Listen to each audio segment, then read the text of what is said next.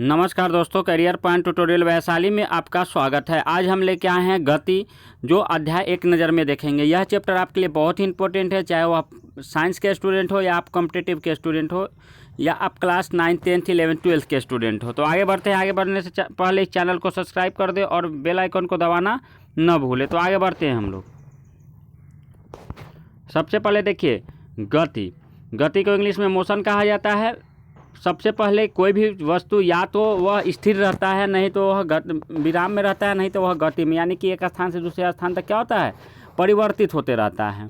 तो सबसे पहले हम लोग विराम पढ़ते हैं, रेस्ट। यदि किसी वस्तु की स्थिति समय के साथ, देखिएगा, यदि किसी वस्तु की स्थिति समय के साथ उसके स्थान में परिवर्तन न हो तो उसे क्या कहते हैं, विराम कहते हैं। जैसे लकड़ी हो गया, पौधा हो गया, टेबल हो गया, एटीसी हो गया। गति, यदि किसी वस्तु की स्थिति समय के साथ उसके स्थान में परिवर्तन हो उसे गति कहते हैं। उसे क्या कहते हैं, गति कहते हैं। जैसे मनुष्य समय के साथ अपना स्थान क्या करता है, परिवर्तन करते रहता है, तो वह क्या हो गया, वह हो गया आपका गति में होना। तो गति के प्रकार, अब देखिए गति के प्रकार क्या है। तो पहला है रैखिक गति है, वृत्तीय गति है, डोलनी गति है और आवर्त गति है। यह गति के क्या हो गए, प्रकार हो गए, काइंड्स ऑफ मोशन हो गए। आगे आपको समझ में, आगे देखते हैं रैखिक गति क्या होता है, इसको थोड़ा देख लेते हैं। लीनियर मोशन, इससे वस्तु सीधी या सरल रेखा पर चलती है। सीधी या सरल रेखा, सॉरी यहाँ सरल रेखा कर दिए, सीधी या सरल रेखा पर चलती है। जैसे बंदूक से छोड़ी गई गोली, ढालू नीचे सरकता हुआ बालक, ढालू से नीचे सरकता हुआ बालक। यानी कि अगर हम किसी चीज़ से सरकते हैं तो एकदम सीधे सरकते हैं, या गोली से जब बंदूक छोड़ी जाती है तो वह एकदम सीधी रेखा में जाती है। तो उसी को हम लोग क्या कहेंगे, रैखिक गति कहेंगे। अब वृत्तीय गति किसको कहते हैं, देख लीजिए। इसमें वस्तु वृत्त पर चलती है, जैसे सूर्य के चारों ओर पृथ्वी का गति। यह अक्सर पूछा जाता है कि सूर्य के चारों ओर पृथ्वी के जो गति करते हैं यह किस गति का उदाहरण है। और यह जो चार चीज़ हम बताए हैं आपको, रैखिक गति, वृत्तीय गति, डोलनी गति, आवर्त गति, यह आपके चारों ऑप्शन में देंगे और आपको उसमें टिक लगाने हैं वृत्तीय गति में, क्योंकि जो सूर्य के चारों ओर जो पृथ्वी की गति होती है वह वृत्ताकार होती है। पृथ्वी के चारों ओर चंद्रमा की गति, या पृथ्वी के चारों ओर, बहुत इंपॉर्टेंट क्वेश्चन है। एक चीज़ और हम कहना चाहते हैं आपसे कि गति का जो चैप्टर है, या आप कह लें कि फिजिक्स का जो चैप्टर है, इससे आपको जो उदाहरण होते हैं, है ना, डिफिनीशन बहुत कम पूछे जाते हैं, उदाहरण बहुत ही ज़्यादा पूछे जाते हैं। यानी कि 70-30% आप मान सकते हैं। 70% उदाहरण पूछे जाते हैं तो 30% ही डिफिनीशन पूछे जाते हैं। इसलिए इसके उदाहरण जो है इसमें वह बहुत इंपॉर्टेंट है आपके लिए। आगे देखते हैं हम डोलनी गति। इसके वस्तु एक निश्चित बिंदु के आगे पीछे या ऊपर नीचे चलती है। इसमें, सॉरी थोड़ा इसमें कर दीजिएगा, इसके लिखा हुआ है इसमें, यहाँ करेक्शन कर लीजिए। इसमें वस्तु एक निश्चित बिंदु से आगे पीछे या ऊपर नीचे चलते हैं। जैसे में देखिए, झूले की गति, दीवार में टंगी घड़ी की गति, पेंडुलम की गति इत्यादि। ये सब जो गति है सब डोलनी गति के क्या है, उदाहरण है। सब क्या है, डोलनी गति थे हम लोग। डोलनी गति क्या होता है समझ में आ गया, वृत्तीय गति क्या होता है समझ में आ गया, रैखिक गति क्या होता है समझ में आ गया, गति के प्रकार समझ में आ गए आपको, गति क्या होता है समझ में आ गया, विराम क्या होता है समझ में आ गया। तो आगे हम लोग बढ़ते हैं। आगे देखिए, आवर्त गति क्या होता है। इसमें वस्तु अपनी गति के समय के निश्चित अंतरालों पर दोहराती है। जैसे झूले की गति, सिलाई मशीन की सुई की गति, है ना। जब सिलाई मशीन चलता है तो सुई की गति है, तो एक निश्चित समय पर क्या होता है, वह दोहराता है। तो आगे हम लोग देखते हैं निर्देश बिंदु या मूल बिंदु। निर्देश बिंदु या मूल बिंदु, वैसा बिंदु जो गतिशील वस्तु की स्थिति को सुनिश्चित स्थान के अपेक्षिक बताती है या बताती हो, उस बिंदु को निर्देश बिंदु कहा जाता है। उसको क्या कहा जाता है, निर्देश बिंदु। सरल रेखा पर गतिशील कण की स्थिति। अब देखिए, सरल रेखा पर जो गतिशील कण की स्थिति है वह, यहाँ देखिए फिर से, यह जो है तो इस ओर क्या होता है, धनात्मक होता है, और इस ओर क्या होता है, ऋणात्मक होता है। और फिर देखिए, ऊपर की ओर क्या हो जाएगा, धनात्मक, और नीचे की ओर क्या हो जाएगा, ऋणात्मक हो जाएगा। हम लोग यह मैथ में भी पढ़ चुके हैं। तो आगे देखते हैं, उपयुक्त चित्र में जीरो मूल बिंदु है। अब देखिए, यहाँ पे जो बीच का होता है यह जो है यह मूल बिंदु है। यह क्या है, मूल बिंदु। इसके यह दाहिने तरफ और बाएं तरफ, तो यह आपका हो गया निगेटिव और यह हो गया आपका पॉजिटिव। फिर ऊपर, तो ऊपर आपका हो गया पॉजिटिव और नीचे क्या हो गया, निगेटिव हो गया। यह चीज़ आपको समझ में आ जाना चाहिए। तो यही चीज़ हम यहाँ पर क्या है दर्शाए हैं। अक्ष है ना, प्रधान एक्स अक्ष, एक्स डैश अक्ष है ना। तो इस तरह से हम लोग क्या किए हैं इसको। तो आप एक चीज़ और समझ लीजिए कि इधर की ओर जाना यानी पूरब। मान लीजिए कि यह एक मूल बिंदु है, तो यहाँ पूरब की ओर कहेगा तो इधर की ओर जाएंगे, पश्चिम की ओर कहेगा तो ईस्ट ओर जाएंगे, उत्तर की ओर कहेगा तो ऊपर की ओर जाएंगे, दक्षिण की ओर कहेगा तो नीचे की ओर जाएंगे। देखिए एक बार इस चीज़ को और स्पष्ट हम कर देते हैं। जब हम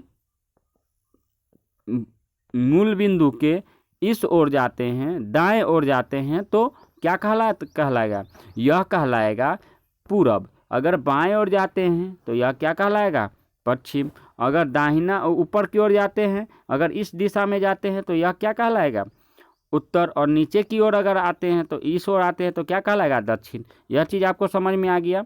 तो यह चीज़ आपको बढ़िया से समझ में आना चाहिए, ठीक है। देखिए एक बार और इस चीज़ को, रमेश एक मूल बिंदु पर खड़ा है, वह पूरब की ओर 5 कदम चलता है, वह पूरब की ओर 2 मीटर चलता है। फिर वह पूरब की ओर चलने के बाद वो उसी स्थान से यानी कि जहाँ तक वह पहुँचा है उससे वह उत्तर की ओर 3 मीटर चलता है, तो उत्तर की ओर 3 मीटर चल दिया। फिर कहेगा कि ठीक उसी स्थान से वह दक्षिण की ओर 3 मीटर चलता है, तो फिर दक्षिण की ओर 3 मीटर यहीं पहुँच जाएगा, यहाँ पहुँच जाएगा। और फिर कहेगा कि वह फिर पश्चिम की ओर 2 मीटर चलता है, तो फिर पश्चिम की ओर 2 मीटर, फिर यहीं पहुंच गया। तो आप लोग यह चीज़ समझ में आना चाहिए। इस पर आपको क्या कहेंगे मिलेंगे, क्वेश्चन मिलेंगे। विस्थापन निकालने के लिए इस तरह के क्वेश्चन आपको आएंगे। आ गया समझ में। तो आगे बढ़ते हैं हम लोग। आगे देखिए विस्थापन की बात कर रहे थे तो विस्थापन आ गया। देखिए विस्थापन, निश्चित दिशा में वस्तु द्वारा तय की गई दूरी विस्थापन कहलाती है। वस्तु की प्रारंभिक एवं अंतिम स्थिति के बीच की न्यूनतम दूरी होती है। जैसे देखिए कोई वस्तु यहाँ से यहाँ आया, यहाँ से यहाँ गया, यहाँ से यहाँ आया, तो कहेगा कि इसका विस्थापन क्या है। तो यहाँ से लेके डायरेक्ट यहाँ तक का जो डिस्टेंस होगा वही क्या कहलाएगा, विस्थापन कहलाएगा। दूरी कहाँ से कहाँ तक कहलाएगा, दूरी यहाँ से यहाँ से यहाँ से। मान लीजिए कि यह आपका है 5 मीटर, यह है आपका 3 मीटर और यह है आपका 2 मीटर। तो इसका दूरी जो हो जाएगा 5 × 7 × 9 मीटर हो जाएगा। लेकिन इसका जो यह होगा यह आपको ज्ञात करना होगा। यहाँ से यहाँ तक की यह विस्थापन दूरी कहलाएगा। या क्या कहलाएगा, विस्थापन दूरी कहलाएगा। आगे देखिए दूरी क्या होता है। तो दूरी क्या होता है, अभी हम बता चुके कि दूरी क्या होता है। किसी वस्तु द्वारा तय की गई रास्ता को वास्तविक लंबाई उस वस्तु की क्या कहलाता है, दूरी कहलाता है। वास्तविक जैसे यहाँ से यहाँ तक गया था, यहाँ से यहाँ तक, यहाँ से यहाँ तक, तो ये पूरा का जो लंबाई होगा यही क्या कहलाएगा, दूरी कहलाएगा। यह चीज़ हम आपको स्पष्ट कर चुके हैं। आगे चलते हैं हम लोग। नोट देखिए, दूरी समय के साथ परिवर्तनशील है। देखिए दूरी जो है समय के साथ क्या है, परिवर्तनशील है। जिस दिशा में जाती है सिर्फ उसी का दूरी मापते हैं। यानी जिस दिशा में जाएगी सिर्फ उसी का दूरी मापेंगे, है ना। जिस दिशा में जाएगी सिर्फ क्या करेंगे, उसी का दूरी मापेंगे। आ गया यह बात आपको समझ में। तो इसमें देखिए सब जो फिगर है यह आपके इसमें दूरी बताना है, विस्थापन देता है। देखिए यहाँ से यहाँ तक चला, यहाँ से यहाँ तक चला, तो विस्थापन क्या है, यहाँ से यहाँ तक का विस्थापन कहलाएगा। और दूरी कहाँ से यहाँ से यहाँ तक का दूरी कहलाएगा। फिर आपको यहाँ से जो चलता है, यहाँ तो पूरा का जो लंबाई होगा, एक ही बात समझ लीजिए, जो कुल लंबाई होगा वह क्या कहलाएगा, दूरी कहलाएगा। और जो न्यूनतम दूरी होगा यानी कि जो हम लोग कहते हैं ना गांव वाली भाषा में कि शॉर्टकट चलो, शॉर्टकट जो होगा वही क्या कहलाएगा। मान लीजिए कि रास्ता ऐसे है, देख लीजिए यहाँ एक स्कूल है और हमारा घर यहाँ है। हमारा घर क्या है, यहाँ है। रास्ता आपका ऐसे जाके ऐसे जाके ऐसे जाके और ऐसे आता है रास्ता स्कूल के लिए, ठीक है। ये ऐसे स्कूल के लिए आता है। तो कहेंगे कि हमारा स्कूल का जो दूरी है वह कितना है। मान लीजिए कि 10 मीटर, ये 8 मीटर, ये 3 मीटर और ये 2 मीटर है। ये 8 और ये 10 और ये 3 और ये 2 मीटर। तो हम कहें कि हमारे घर से स्कूल की दूरी क्या है। तो दूरी के लिए 10, 8, 18, 3, 21, 2, 23 मीटर है। तो कहें कि हमारे घर से स्कूल की दूरी 23 मीटर है। लेकिन कहेंगे कि हमारे घर से स्कूल का विस्थापन क्या है, तो डायरेक्ट यहाँ से यहाँ तक का क्या निकालेंगे, डिस्टेंस निकालेंगे, दूरी निकालेंगे, वही मेरा क्या हो जाएगा, विस्थापन हो जाएगा। तो यह चीज़ आपको समझ में आ गया होगा। अब हम लोग आगे देखते हैं। नोट, विस्थापन को प्रायः यस या डी से सूचित किया जाता है। इसका एसआई मात्रक मीटर होता है, या बार बार पूछा जाता है, तथा सीजीएस मात्रक सेंटीमीटर होता है। यह एक सदिश राशि है। यह चीज़ आपको मोस्ट वीवीआई है, यह कंपटीशन के एग्जाम में बहुत बार पूछे जा चुके हैं और आपके 9th क्लास में भी यह क्वेश्चन पूछे जाते हैं। तो विस्थापन को प्रायः क्या चीज़ से डिनोट किया जाता है, एस से सूचित किया जाता है, डिनोट किया जाता है ना, प्रदर्शित किया जाता है। डी से सूचित किया जाता है। इसका एसआई मात्रक क्या होता है, मीटर होता है, तथा सीजीएस मात्रक क्या होता है, सेंटीमीटर होता है। यह एक क्या है, सदिश राशि है।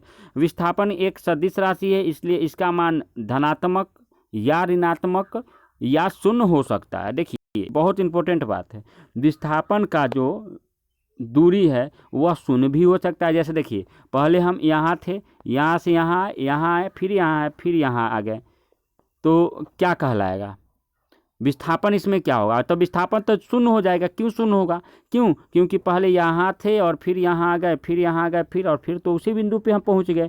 मान लीजिए कोई कहता है कि आप घर से सब्जी लाने के लिए बाजार गए, बाजार से फिर घर आ गए, तो आपका विस्थापन क्या होगा, तो डायरेक्टली हमको बोलना है कि मेरा विस्थापन शून्य होगा। क्यों होगा, क्योंकि हम घर से चले थे और फिर घर पर पहुँच गए, तो मेरा विस्थापन कोई डिस्टेंस नहीं बना, बिना डिस्टेंस का है, इसलिए वह शून्य हो गया। लेकिन दूरी क्या होगा, तो हमारे मान लें कि 100 मीटर अगर हमारा घर से दूरी है बाजार का, तो 100 मीटर जाने में और 100 मीटर आने में, तो क्या हो जाएगा, मेरा 200 मीटर हो जाएगा। अब वो दूसरी बात है कि आप सब्जी खरीदने के लिए 200-400 मीटर अगर घूम लेते हैं, तो दूसरी बात है मार्केट और घर की बात हम कर रहे हैं। आ गया समझ में आपको, तो आगे देखते हैं। धनात्मक, ऋणात्मक या शून्य हो सकते हैं, यह चीज़ आपको आगे समझ में, तो आगे बढ़ते हैं हम लोग।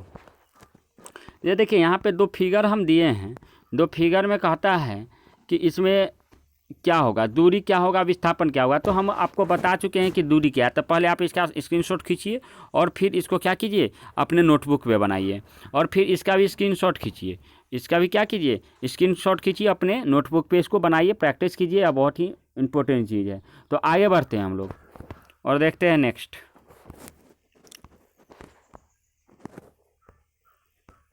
देखिए कहता है एक आदमी अपने घर से इतना बजे टहलने के लिए निकलता है और इतना बजे घर लौट जाता है, विस्थापन ज्ञात कीजिए। उसका विस्थापन ज्ञात कीजिए, इसका विस्थापन क्या होगा। तो देखिए यहाँ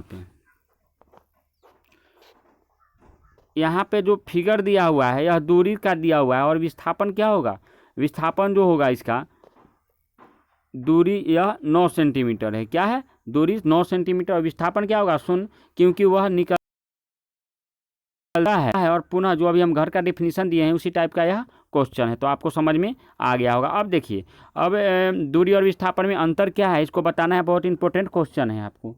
तो दूरी और विस्थापन में अंतर क्या है, तो दूरी वस्तु द्वारा तय की गई रास्ते की लंबाई को दूरी कहते हैं, और वस्तु प्रारंभिक और अंतिम स्थिति के न्यूनतम दूरी को क्या कहते हैं, विस्थापन कहते हैं। इसमें पूरे रास्ते की लंबाई की ज़रूरत नहीं पड़ती है। यह एक अदिश राशि है, तय की गई दूरी हमेशा धनात्मक होता है, यानी दूरी में हमेशा धनात्मक होगा, क्योंकि हम लोग तय जो दूरी करेंगे, हम मान लो कि अभी हम कहीं खड़े हैं, तो आगे चले या पीछे चले, पीछे भी बढ़ेंगे तो कुछ दूरी तय करेंगे, आगे भी बढ़ेंगे तो कुछ दूरी तय करेंगे, तो इसमें धनात्मक ही होगा। सिर्फ इसका मान क्या हुआ, धनात्मक होगा, न शून्य होगा न ऋणात्मक हो। शून्य हो सकता है, अगर जहाँ के तहाँ हम खड़े हैं तो कहें कि विस्थापन आपका क्या हुआ, तो हम कह सकते हैं कि शून्य है। आगे देखिए, यह एक सदिश राशि है, विस्थापन धनात्मक या ऋणात्मक या शून्य हो सकता है। तय की गई दूरी या तो विस्थापन के समान या विस्थापन से लगा होता है, विस्थापन से बड़ा होता है, ठीक है ना। विस्थापन के समान या विस्थापन से क्या होता है, बड़ा होता है, छोटा कभी नहीं होता है। आ गया समझ में। देखिए, तो विस्थापन क्या होगा, तो तय की गई दूरी के समान होगा या उससे कम होगा, इसका रिवर्स हो जाएगा, उल्टा हो जाएगा। तो इस तरह से आपके यहाँ पे आप देखें कि किस तरह से गति का जो चैप्टर है वह आगे बढ़ा। तो आज के लिए ही आपको इतना ही, यह भाग 1 है आपका। आगे हम लेके आएंगे जो वीडियो, उसमें आपके भाग 2 होंगे, वह भी आपके लिए इंपॉर्टेंट होंगे। यह बहुत लंबा चैप्टर है, लेकिन बहुत इंटरेस्टेड और बहुत ही इंपॉर्टेंट चैप्टर है, इसलिए वो हमेशा देखिए। प्रत्येक यह एक 9th के स्टूडेंट के लिए नहीं है, कॉम्पिटिटिव के स्टूडेंट के लिए नहीं है, 10th 11th और 12th के लिए भी है। जो कि बेस है, यह जो गति है यह 9th का, यह पूरे बेस बात बताया गया है और इसको पढ़ना बहुत ही इंपॉर्टेंट है। तो आज भर के लिए इतना, आप लोगों से लेते हैं विदा। धन्यवाद। इस चैनल को लाइक, सब्सक्राइब और शेयर जरूर कर दें।